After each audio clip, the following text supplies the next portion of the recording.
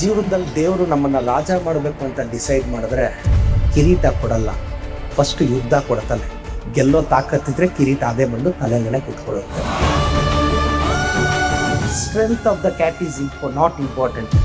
Strength of the cat is not important. Strength of the cat is not important. How cat catches the rat is important. ಅದು ಮೈಲಿ. ತಂದೆ ತಾಯಿಗೆ ದೇವಸ್ಥಾನ ಕಟ್ಟಿಸದೇ ಇದ್ರೂ ಪರವಾಗಿಲ್ಲ ಸರ್, ಕಟ್ಟಿಸಿರೋ ದೇವಸ್ಥಾನದ ಮುಂದೆ ಅವ್ರನ್ನ ಕೂರಿಸದೇ ಇದ್ರೆ ಸಾಕು. ಇದು ಮಕ್ಕಳು ತಂದೆ ತಾಯಿ ಕೂಡ ದೊಡ್ಡ ಗಿಫ್ಟ್. ಮಗ ಈ ಏಜಲ್ಲಿ ಕ್ಲಾರಿಟಿ ಬೆಳೆಸ್ಕೋಬೇಕು. ಇಲ್ಲಾಂದ್ರೆ ಏನಾಗುತ್ತೆ ಸರ್, ಕ್ಲಾರಿಟಿ ಇರೋ ಒಂದು ಕಂಪನಿ ಕಟ್ತಾನೆ, ಅಲ್ಲೋಗಿ ದುಡಿಬೇಕಾಗತ್ತಷ್ಟೇ. ಹಾಲು ಮೊಸರು ತುಪ್ಪ, ಹಾಲು ಮೊಸರು ತುಪ್ಪ ಎಲ್ಲ ಒಂದೇ ವಂಶದವರು. ಆದರೆ ಹಾಲ್ಗೊಂದು ರೇಟು, ತುಪ್ಪಕ್ಕೊಂದು ರೇಟು. ರೇಂಜ್ ಡಿಸೈಡ್ ಆಗೋದು ವಂಶದಿಂದ ಅಲ್ಲ, ಅದರಲ್ಲಿರೋ ಸಾರಾಂಶದಿಂದ ಅಂತ. ಜೀವನದಲ್ಲಿ ನಾವು ಯಾರಾದರೂ ಹೇಳ್ದಂಗೂ ಕೇಳಲ್ಲ, ನಮಗೆ ಅನ್ನಿಸ್ದಂಗೂ ಮಾಡಲ್ಲ. ಲೈಫಲ್ಲಿ ಒಂದು ನೆನ್ಪಿಟ್ಕೊಳ್ಳಿ, ನಿಮಗೆ ಅನ್ನಿಸ್ದಂಗೆ ಮಾಡಿ, ನಿಜವಾಗ್ಲೂ ಗೆಲ್ತೀರ. ಇಲ್ಲ ಯಾರಾದರೂ ಹೇಳ್ದಂಗಾದ್ರೂ ಕೇಳಿ, ಆವಾಗಲೂ ಗೆಲ್ತೀರ. ನೀವು ಹೇಳ್ದಂಗೆ ಅರ್ಧ, ಅನ್ನಿಸ್ದಂಗೆ ಅರ್ಧ ಮಾಡ್ತೀವಿ. ಅದಕ್ಕೂ ಇವತ್ತಿಗೂ EMI ಕಟ್ಟಕ್ಕೆ ಹೋಗ್ತಾ ಇರ್ತೀವಿ ಸರ್. ನಿಮ್ಮ ಬಗ್ಗೆ ನಾವು ಕಳೆದ 20 ವರ್ಷದಿಂದ ಬೆಂಗಳೂರಲ್ಲಿ ಓದಿದ್ದೀನಿ.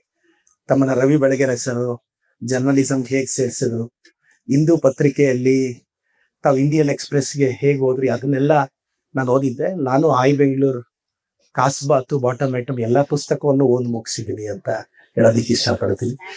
ಓ ಮನಸ್ಸೆ ಬಹಳಷ್ಟು ಸರಸ್ವತಿ ಪುತ್ರ ಅಂದರೆ ಅದು ರವಿ ಬೆಳಗೆರೆ ಸರ್.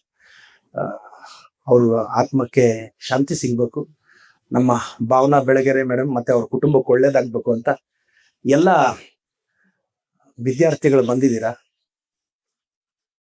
ಜೀವನದಲ್ಲಿ ದೇವರು ನಮ್ಮನ್ನ ರಾಜ ಮಾಡಬೇಕು ಅಂತ ಡಿಸೈಡ್ ಮಾಡಿದ್ರೆ ಕಿರೀಟ ಕೊಡಲ್ಲ, ಫಸ್ಟ್ ಯುದ್ಧ ಕೊಡ್ತಾನೆ. ಗೆಲ್ಲೋ ತಾಕತ್ತಿದ್ರೆ ಕಿರೀಟ ಅದೇ ಬಂದು ತಲೆ ಮೇಲೆ ಕೂತ್ಕೊಳ್ಳುತ್ತೆ. ಭಗವಂತ ಯಾವತ್ತೂ ಕಿರೀಟ ಕೊಡಲ್ಲ, ಯುದ್ಧ ಕೊಡ್ತಾನೆ. ಗೆಲ್ಲೋ ತಾಕತ್ತಿದ್ರೆ ಕಿರೀಟ ಬಂದು ತಲೆ ಮೇಲೆ ಕೂತ್ಕೊಳ್ಳುತ್ತೆ. Strength of the cat is not important. Strength of the cat is not important.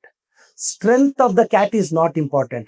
How cat catches the rat is important. ಅದು ಮೈಲಿ. ತುಂಬಾ ಜನ, ಬಹಳಷ್ಟು ಜನ ಯಂಗ್ಸ್ಟರ್ಸ್ ಏನಾದರೂ ಸಾಧಿಸ್ಬೇಕು ಅಂದ್ರೆ SSLC ಬಂದಿರ್ತೀರಾ. ಸ್ಟೇಟ್ ಫಸ್ಟ್ ಬರಬೇಕು ಅಂದ್ರೆ ಇಂಗ್ಲೀಷಲ್ಲಿ 100 ಬರುತ್ತಾ, ಕನ್ನಡಲ್ಲಿ ಒಂದು ಮಾರ್ಕ್ ಹೋದ್ರೆ, ಸೈನ್ಸ್ ಅಷ್ಟು ಈಸಿನಾ? ಇನ್ನು SSLC ಟೆಕ್ಸ್ಟ್ ಬುಕ್ಸೇ ತಗೊಂಡಿರಲ್ಲ, ಆವಾಗಲೇ ನೆಗೆಟಿವಿಟಿ. ನಾನು ಪೋಷಕರಿಗೂ ರಿಕ್ವೆಸ್ಟ್ ಮಾಡೋದು, ನಿಮ್ಮ ಮಕ್ಕಳನ್ನ ಪ್ರಯತ್ನ ಪಡಕ್ ಬಿಟ್ಟುಬಿಡಿ ಅಂತ. ನೀವೇನ್ ಮಾಡ್ತೀರಾ, ನಿಮ್ಮ ಮಕ್ಳು ಒಂದು 20-30 ಸಾವಿರ, ಒಂದು 40-50 ಸಾವಿರಕ್ಕೆ ಎಲ್ಲೋ ಕಂಪನಿಯಲ್ಲಿ ಕೆಲ್ಸಕ್ಕೆ ಸೇರ್ಕೊಂಡು ನೆಮ್ಮದಿಯಾಗಿದ್ರೆ ಸಾಕು ಅಂತ. ಮಕ್ಕಳನ್ನ ರಿಸ್ಕ್ ಮಾಡಕ್ಕೆ ತುಂಬಾ ಜನ ಪೇರೆಂಟ್ಸ್ ಬಿಡೋದೇ ಇಲ್ಲ. ಮತ್ತೆ ಇಲ್ಲಿರೋ ತುಂಬಾ ಜನ ಮಕ್ಕಳಿಗೂ ಒಂದು ವಿಚಾರ ಗೊತ್ತಿರ್ಬೇಕು. ಒಂದು ತಂದೆ ಮತ್ತೆ ಮಗ ದೇವಸ್ಥಾನಕ್ಕೆ ಹೋದ್ರಂತೆ, ತಂದೆ ಮತ್ತೆ ಮಗಳು. ತುಂಬಾ ರಶ್ ಇತ್ತಂತೆ ದೇವಸ್ಥಾನ. ರಶ್ ಇದ್ರೆ ಆ ಮಗಳು ಇತ್ಕೊಂಡು, ಅಪ್ಪ ಅಪ್ಪ ಅಪ್ಪ ತುಂಬಾ ಜನ ಇದ್ದಾರೆ, ನನಗೆ ದೇವ್ರು ಕಾಣಿಸ್ತಾ ಇಲ್ಲ, ದಯವಿಟ್ಟು ನಿನ್ ಭುಜದ ಮೇಲೆ ಎತ್ಕೊಂಡು ದೇವ್ರನ್ನ ತೋರಿಸು ಅಂದ್ರೆ, ಅವ್ರಪ್ಪ ಭುಜದ ಮೇಲೆ ಎತ್ಕೊಂಡು ದೇವ್ರನ್ನ ತೋರಿಸ್ದಂತೆ. ಆದ್ರೆ ಅವ್ರ ಮಗಳಿಗೆ ಗೊತ್ತಿಲ್ಲದೆ ಇರೋದೇನು ಅಂದ್ರೆ, ಆಕೆ ನಿಂತಿರೋದೇ ದೇವ್ರ ಮೇಲೆ ಅಂತ. ಈ ಸತ್ಯನ ಮರ್ತೋಗ್ತಾರೆ ತುಂಬಾ ಜನ.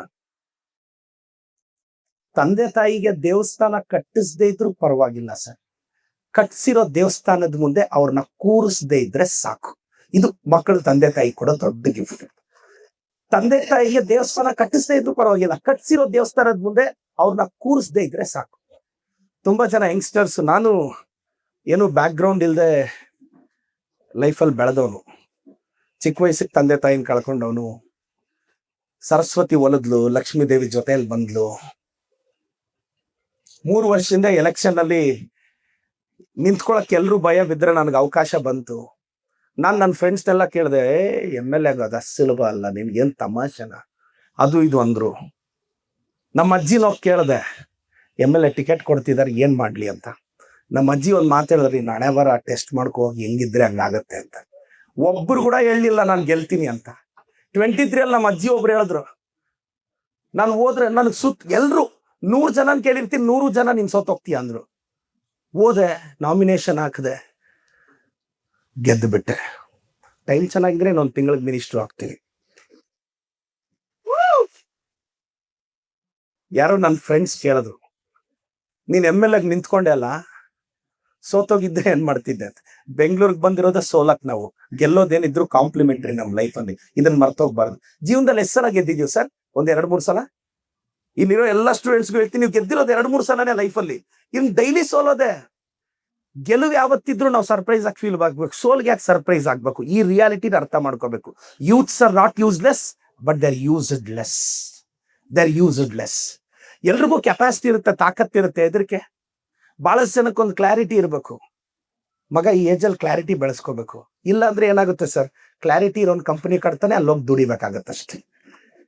ಇವಾಗ ಗೋಲ್ ಇಟ್ಕೋಬೇಕು. ಇಲ್ಲ ಅಂದ್ರೆ ಏನಾಗುತ್ತೆ ಸರ್, ಗೋಲ್ ಇರೋನ್ ಯಾವ್ದಾದ್ರು ಕಂಪನಿ ಕಟ್ತಾನೆ, ಹೋಗಲ್ಲಿ ಕೆಲಸ ಮಾಡ್ಬೇಕಷ್ಟೇ. ಸರ್ ನನಗೆ ಬ್ಯಾಕ್ ಗ್ರೌಂಡ್ ಇಲ್ಲ, ನಾನು ಗೆಲ್ತೀನ ಅಂದ್ರೆ, ಗುಂಡಿಗೆ ಅನ್ನೋ ಗ್ರೌಂಡ್ ಅಲ್ಲಿ ಧೈರ್ಯ ಇರಬೇಕು ಮಾರ್ಕೆಟ್ ನ ರೂಲ್ ಮಾಡಕ್ಕೆ. ಬ್ಯಾಕ್ ಗ್ರೌಂಡ್ ಕಟ್ಕೊಂಡು ಏನ್ ಮಾಡ್ತೀಯ? ಹಾಲು ಮೊಸರು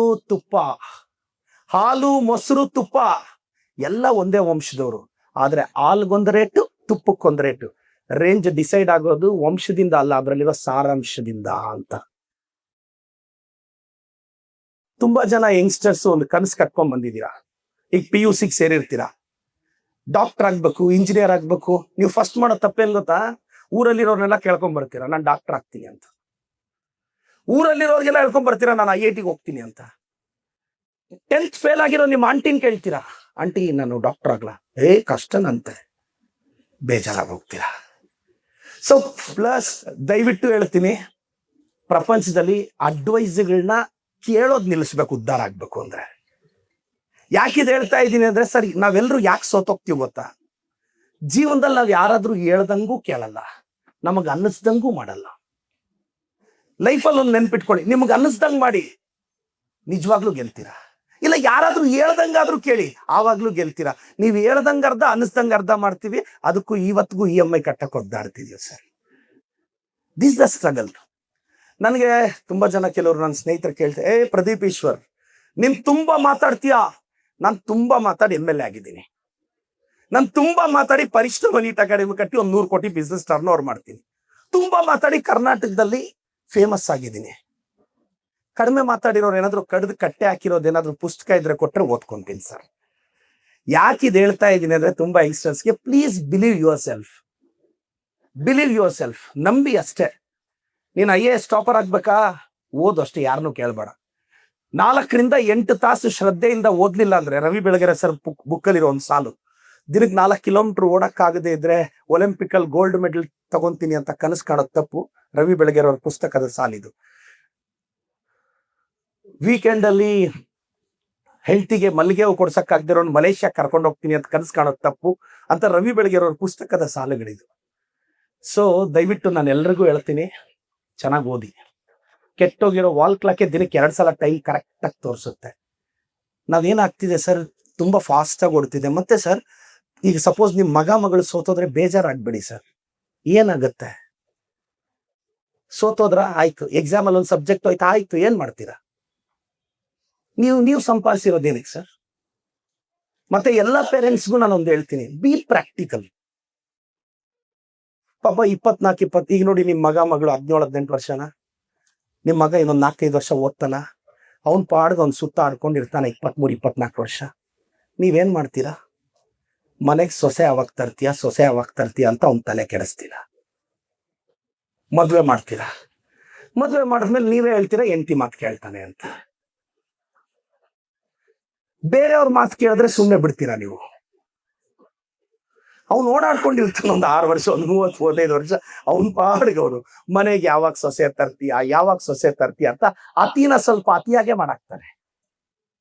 ಅವನು ಮದುವೆ ಆದ್ರೆ ಅವ್ನ ಹೆಂಡತಿ ಮಾತು ಕೇಳ್ತಾನೆ ಅಂತ ಪಕ್ಕದ ಮನೆಗೆ ಹೋಗಿ ಕಂಪ್ಲೇಂಟ್ ಬಾಕ್ಸ್ ಹೇಳ್ತಾರೆ. ಮದುವೆ ಮಾಡು ಅಂತ ಯಾರು ಹೇಳಿದ್ರು? ಅವ್ನು ಕೇಳಿದ್ನ? ಅಷ್ಟೇ. ಇನ್ನ ಹೆಣ್ಮಕ್ಳು ಅಷ್ಟೇ. ಈಗ 18-20 ವರ್ಷದಲ್ಲಿರೋ ಹೆಣ್ಮಕ್ಳು ಅರ್ಧ ಗಂಟೆ ಆಚೆ ಹೋಗಿ ಲೇಟಾಗಿ ಬಂದು ಅಮ್ಮ ಏನಾದ್ರು ಪದೇ ಫೋನ್ ಮಾಡಿದ್ರೆ ಕಟ್ ಮಾಡಿ, ಏನಮ್ಮ ನನ್ ಮೇಲೆ ನಿನ್ ನಂಬಿಕೆ ಇಲ್ವಾ ಅಂತ ಕೇಳ್ತಾರೆ. ಇನ್ನೊಂದು 20 ವರ್ಷ ಆದ್ಮೇಲೆ ನಿನ್ ಮಗಳು ವಯಸ್ಸಿಗೆ ಬರ್ತಾಳಲ್ಲ, ಆಗ ಅವಳು ಮನೆಗೆ ಲೇಟಾಗಿ ಬಂದಾಗ ಗೊತ್ತಾಗುತ್ತೆ ನಿಮ್ಮಮ್ಮ ಯಾಕೆ 20 ವರ್ಷದಿಂದ 10 ಸಲ ಫೋನ್ ಮಾಡಿದ್ಲು ಅಂತ. Something called B expressed, it should be experienced. ನಾನೆಲ್ಲ ಪೋಷಕರಿಗೂ ಎಲ್ಲ ವಿದ್ಯಾರ್ಥಿಗಳಿಗೆ ಹೇಳೋದು, ಧೈರ್ಯವಾಗಿರಿ, ಕ್ರಿಟಿಸಿಸಮ್ಗೆ ಹೆದರಬೇಡಿ. ಬೈದವನೇ ಸಾಮ್ರಾಜ್ಯ ಕಟ್ತಾನೆ ಅಂತ ಅನ್ಕೊಂಡ್ರೆ ನೋಡಿ, ಬೈಸ್ಕೊಂಡವನು ಎಂಪೈರ್ನ ಕಟ್ತಾರೆ. ನಾನು ಯಾರೋ ನನ್ನ ಫ್ರೆಂಡ್ಗೆ ಹೇಳ್ತಿದ್ದೆ, ನಾನು MLA ಆಗಿ ಪ್ರಮಾಣ ವಚನಕ್ಕೆ ಹೋದೆ. ನನಗೆ ಸ್ವಲ್ಪ ಒಳ್ಳೆ ಲೈನು, ಇದೆಲ್ಲ ಡೈಲಾಗ್ ಅಲ್ಲ ಸರ್, ಇದು ಸರಸ್ವತಿ ಇದು. ನನ್ನ ಬೇರೆ ಪಾರ್ಟಿಯವರೆಲ್ಲ ಬೈತಾರೆ, ನೀನು ಡೈಲಾಗ್ ಹೇಳ್ತೇನೆ, ನೀನ್ ಹೇಳ್ ಗುರು ನೋಡೋಣ ಅಂತ. ನೀನ್ ಹೇಳು ನೋಡೋಣ, ನಂದು ಡೈಲಾಗೆ. ತೆಲುಗು ಪಿಕ್ಚರ್ ನಿನ್ನ ಹತ್ರನೂ ಇದೆ ಅಲ್ಲ, ಕನ್ನಡ ಪಿಕ್ಚರ್ ನಿನ್ನ ಹತ್ರ, ಹೇಳ್ ನೀನ್ ಡೈಲಾಗ್ ನೋಡ. ಇದು ಡೈಲಾಗ್ ಅಲ್ಲ ಸರ್, ಸರಸ್ವತಿ ಇದು. ಹೀರೋ ಮಗ ಹೀರೋ ಆದ್ರೆ ಫಸ್ಟ್ ಶೋನೇ ಓಡುತ್ತೆ ಸರ್. ಸೆಕೆಂಡ್ ಶೋ ಓಡ್ಬೇಕು ಅಂದ್ರೆ ಕಂಟೆಂಟ್ ಇರಬೇಕು. ನಾನು ಯಾಕಿದೆ ಹೇಳ್ತೀನಿ ಅಂದ್ರೆ, ಇದು ಡೈಲಾಗ್ ಅಲ್ಲ, ಇದು ಸರಸ್ವತಿ. ನನ್ನ ಓದು, ನನ್ನ ಶ್ರದ್ಧೆ, ನನ್ನ ಇವತ್ತು ಬೆಳಗ್ಗೆ 4 ಗಂಟೆಗೆ ಎದ್ದು ಇವತ್ತು 6 ಗಂಟೆಯಿಂದ ನಾನು ಹಳ್ಳಿ ವಿಸಿಟ್ಗೆ ಹೋಗ್ತೀನಿ, ಎಂಟೈರ್ ಬ್ಯೂರೋಕ್ರೆಸಿನ ಕರ್ಕೊಂಡು. ಇವತ್ತು 3 ಹಳ್ಳಿ 12 ಗಂಟೆವರೆಗೂ 3 ಹಳ್ಳಿ ಎಂಟೈರ್ ಅಫಿಷಿಯಲ್ಸ್ ಜೊತೆ ನಾನು ನೆಲದ ಮೇಲೆ ಕುತ್ಕೊಂಡು ಮನೆ ಸುತ್ತಾಡಿ, ಪ್ರತಿ ಮನೆಗೆ ಹೋಗಿ ಎಂಟೈರ್ ಬ್ಯೂರೋಕ್ರೆಸಿನ ಹಳ್ಳಿ ನೆಲದ ಮೇಲೆ ಕೂರಿಸಿ ಅಲ್ಲೇ ಪೆನ್ಷನ್ ಸ್ಪಾಟಲ್ ಕೊಟ್ಟು ನಾನು ಇದುವರೆಗೂ 270 ಹಳ್ಳಿ ಸುತ್ತಿದ್ದೀನಿ. ಮೋಸ್ಟ್ಲಿ ಭಾರತದ ರಾಜಕೀಯದಲ್ಲಿ ಎಂಟೈರ್ ಬ್ಯೂರೋಕ್ರೆಸಿನ ಹಳ್ಳಿಯ ನೆಲದ ಮೇಲೆ ಕೂರಿಸಿದಂತ ಪ್ರಾಯಶಃ ಕೆಲವು ಶಾಸ್ತ್ರ ನಾನೊಬ್ಬ. ಬೆಳಗ್ಗೆ 6:30 ಹಳ್ಳಿಯಲ್ಲಿ ಇರ್ತೀನಿ. ಅದಕ್ಕೆ ಶ್ರದ್ಧೆ ಬೇಕು, ಡೆಡಿಕೇಶನ್ ಬೇಕು. ನಾನೀಗ ಯಾಕೆ ಇದು ನಿಮ್ಗೆ ಹೇಳ್ತಾ ಇದ್ದೀನಿ ಅಂದ್ರೆ, ನೀವೇನಾದ್ರೂ ಮಾಡ್ಬೇಕು ಅಂದ್ರೆ just have A strong will power. ಯಾರನ್ನೂ ಕೇಳ್ಬೇಡಿ, ಲೈಫಲ್ಲಿ ಏನಾಗಲ್ಲ. ಯಾರನ್ನೂ ಕೇಳ್ಬೇಡಿ. ಆಯ್ತು ಸರ್, ನಿಮ್ಮನ್ನು ಹೊಗಳ್ತೀನಿ ಸರ್, ಬೇರೆ ಹೊಗಳ್ತೀನಿ, ನಿಮ್ EMI ನಾನು ಕಟ್ತೀನ ಸರ್? ನೀವೇ ಕಟ್ಬೇಕು ಸರ್. ಸೊ ಈ ಕ್ಲಾರಿಟಿ ನಾನು ಯಂಗ್ ಜನರೇಷನ್ ಕೇಳ್ತೀನಿ, ಬಿ ಡೇರ್ ಇನಫ್, ಯಾವುದಕ್ಕೂ ಅಂಜಬೇಡಿ. ನನ್ನ ಯಾರೋ ಕೇಳಿದ್ರು, ಸೋಷಿಯಲ್ ಮೀಡಿಯಲ್ಲಿ ನೀನು ತುಂಬಾ ಟ್ರಾಲ್ ಆಗ್ತೀಯ, ನಿನ್ಗೆ ಏನ್ ಅನ್ಸಲ್ವಾ ಅಂತ. ನೋಡಿದ್ರೆ ಅಲ್ವಾ ಸರ್ ಬೇಜಾರಾಗೋದು, ನಾನು ಹೇಳೋದು ನಿಮ್ಗೆ ಏನ್ ಬೇಕು ಏನ್ ಬೇಡ ಅನ್ನೋದು ಪ್ರಿಯಾರಿಟಿ ಮಾಡ್ಕೊಳ್ಳಿ ಅಂತ.